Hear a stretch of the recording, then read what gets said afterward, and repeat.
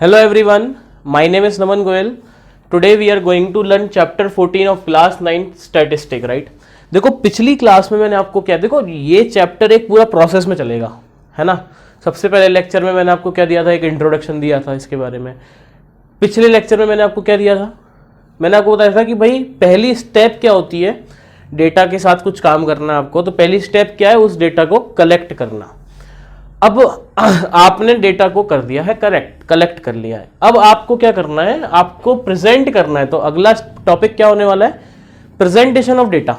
ठीक है, तो अब हमें ये सीखना है कि हाउ वी प्रेजेंट डेटा।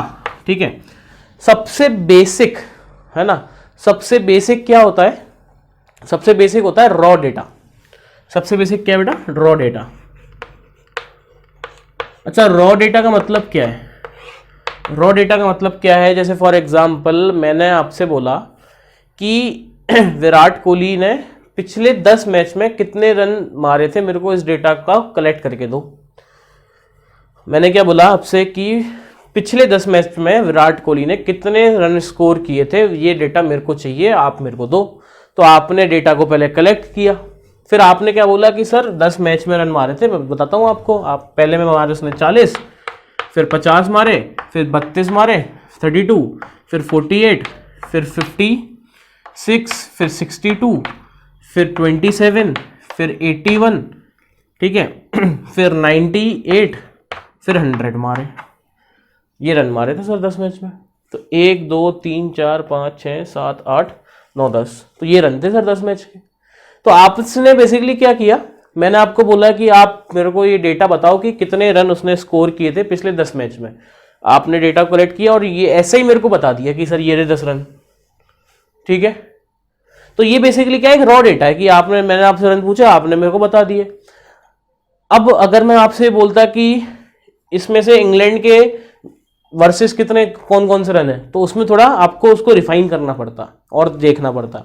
तो रॉ डेटा में हम क्या करते हैं, जैसा हमें डेटा मिलता है वैसा ही हम आगे डिलीवर कर देते हैं। तो ये डेटा क्या हो गया, एक तरीके का रॉ डेटा हो गया कि बस आपने लिख दिया, रॉ मतलब लिख दिया। ठीक है, so this is what raw data. ठीक है, अगला होता है फ्रीक्वेंसी डिस्ट्रीब्यूशन टेबल। मतलब टेबुलर फॉर्म में अपन रिप्रेजेंट करेंगे डेटा को, तो उसको अपन बोलते हैं फ्रीक्वेंसी डिस्ट्रीब्यूशन टेबल या फ्रीक्वेंसी डिस्ट्रीब्यूशन। नेक्स्ट क्या है हमारे पास, फ्रीक्वेंसी डिस्ट्रीब्यूशन। फ्रीक्वेंसी डिस्ट्रीब्यूशन, ठीक है। अच्छा, फ्रीक्वेंसी डिस्ट्रीब्यूशन का मतलब क्या है कि फॉर एग्जांपल अब लोग बढ़ गए। अच्छा, मैंने तो आपको अभी 10 मैच का ही बोला था, अगर मैं मान लो आपको बोलता कि 100 मैच का निकाल के लाओ, तो हम 100 नंबरों को कब तक लिखते हैं ऐसे। तो हमने क्या किया, कैटेगरी बना ली कि 10 से 20 रन कितने मैचों में मारे, 10 से 20 तक रन कितने मैचों में मारे, 50 से 60 रन कितने मैचों में मारे, 40 से 50 रन कितने मैचों में मारे। तो ये सारी चीजें क्या होती है, फ्रीक्वेंसी डिस्ट्रीब्यूशन में कहलाती हैं। ठीक है, तो फ्रीक्वेंसी डिस्ट्रीब्यूशन को और अपन ढंग से समझते हैं एक एग्जांपल के थ्रू। तो पहले क्वेश्चन लिखते हैं, ठीक है। तो जैसे फॉर एग्जांपल हमारे पास क्वेश्चन दिया हुआ है, let us now consider the following frequency distribution, the following frequency distribution table, distribution table which gives the weight of 38 students, of 38 students of a class। ठीक है, मैंने आपको क्या बोला कि एक क्लास में 38 स्टूडेंट्स हैं, उनका वेट का फ्रीक्वेंसी डिस्ट्रीब्यूशन हमें लिखना है। ठीक है, तो लिखते हैं। ठीक है, सो जैसे मान लो हमारे पास यहाँ पे वेट है इन केजी, ले लेते हैं ना, केजी में वेट दिया हुआ है हमें। ठीक है, यहाँ पे लिखा हुआ है नंबर ऑफ स्टूडेंट्स, तो इसको अपन बोलते हैं टेबुलर फॉर्म। अपन क्या बनाना है, टेबल बना रहे हैं, तो इसको अपन क्या बोलेंगे, टेबुलर फॉर्म, है ना। यहाँ पे बस यही बना लेते हैं।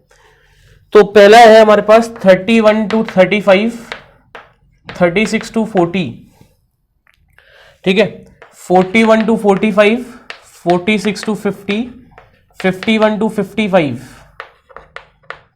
56 to 60, 61 to 65, 66 to 70 और 71 to 75, ये है हमारे पास, है ना। मतलब 31 से लेके 35 के बीच में कितने स्टूडेंट्स है लिख लेते हैं। 9 students are there, 5 14 3 1 2 2 1 1, so if you count them you will get 38। तो ये अपने को डेटा दिया हुआ है, तो इसको अपन बोलते हैं फ्रीक्वेंसी डिस्ट्रीब्यूशन, है ना। ये क्या है, बेसिकली फ्रीक्वेंसी है ना, कि इसके बीच में 9 स्टूडेंट्स हैं। अब अगर आप यहां पे गौर से देखोगे तो आपको क्या दिखेगा कि इनके बीच में जो डिफरेंस है वो 1 का आ रहा है ना, 31 से 35।